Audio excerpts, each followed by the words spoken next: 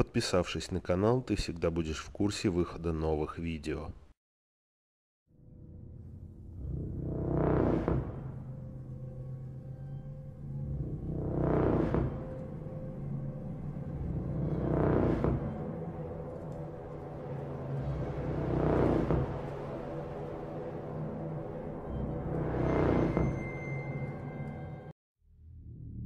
Я совершенно нормальный человек. Был. Детство было как у всех. Родители, друзья, учеба.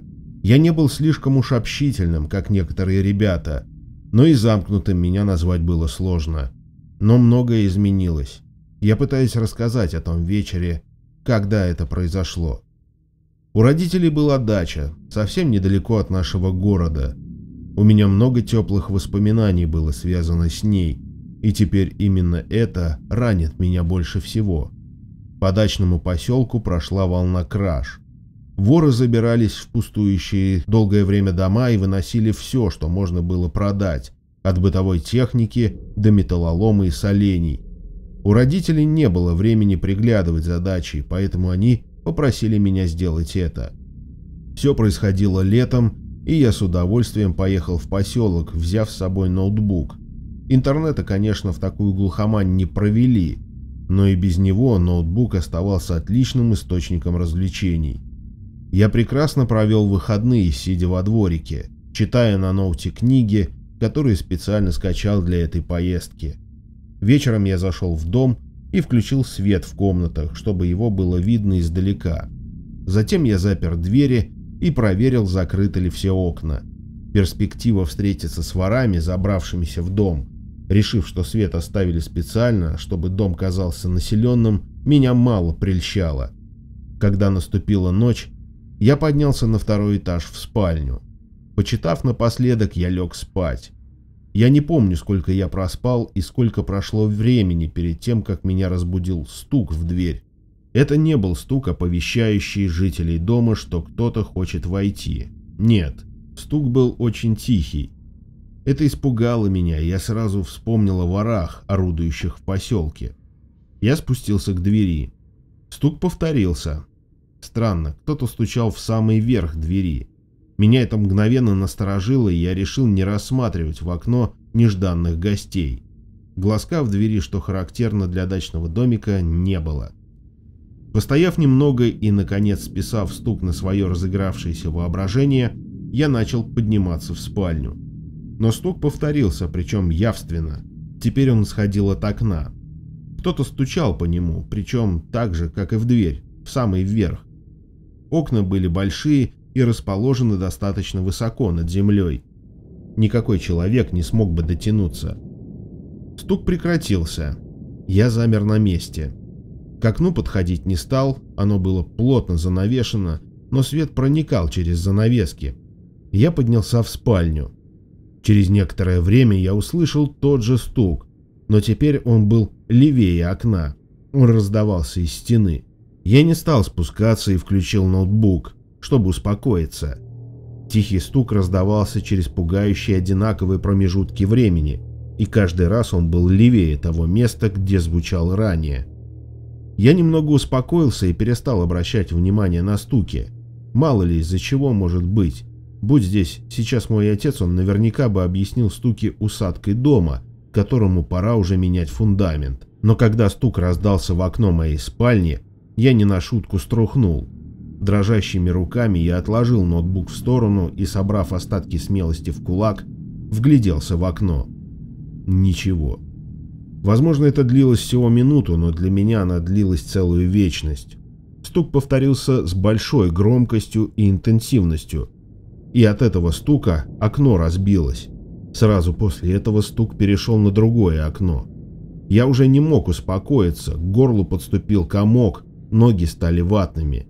Я подождал, пока стук уйдет дальше, проявив чудеса воли. Спустился вниз, там, как мне показалось, было безопаснее.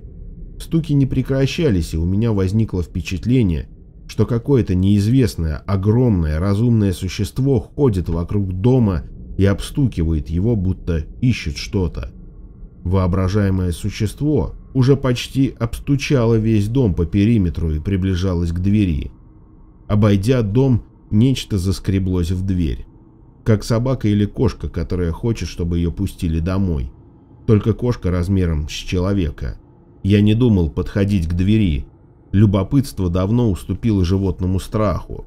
Довольно быстро скребки в дверь прекратились, а с ними и стуки в окна.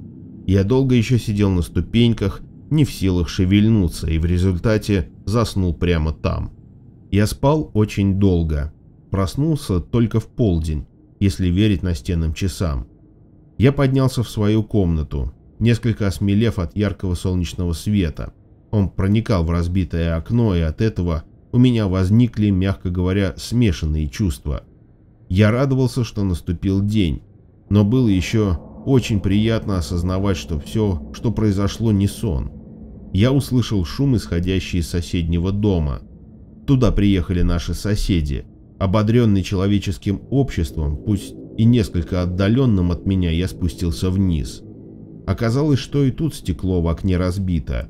Решетка, которую каждый день дачник ставит на первом этаже для защиты от воров, была погнута. Требуется нечеловеческая сила, чтобы погнуть решетку. Занавески были просто порваны на лоскуты и валялись на полу. Меня бросило в дрожь, я почувствовал, что не могу больше находиться в этом доме. Отперев дверь и выскочив на веранду, я наступил на что-то.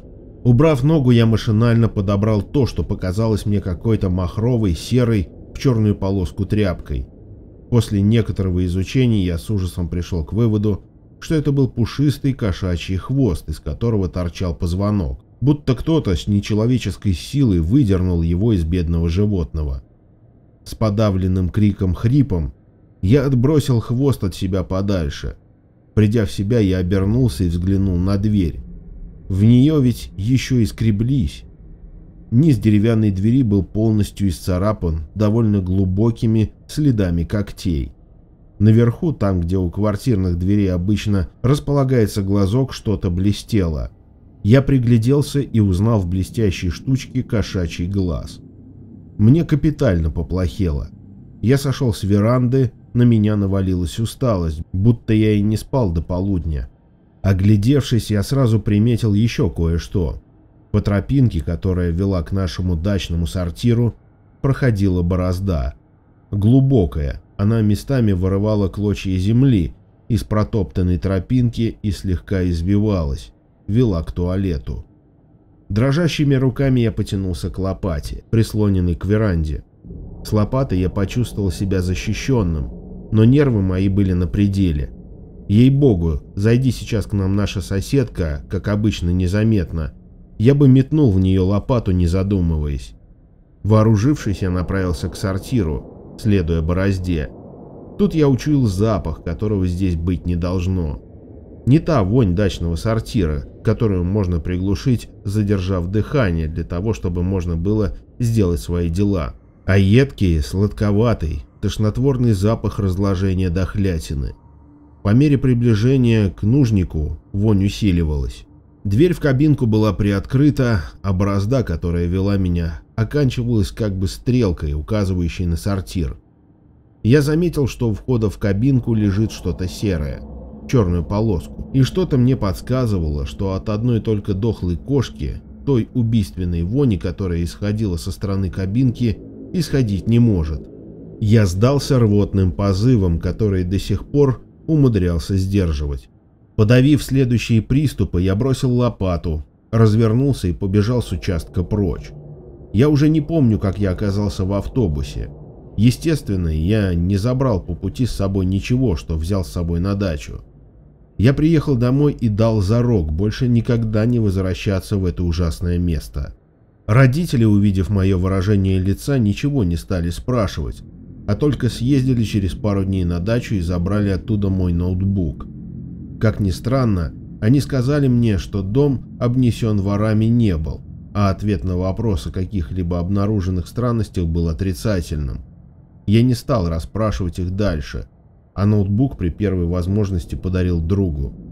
С тех пор я чувствую запах дохлятины там, где его нет и быть не может.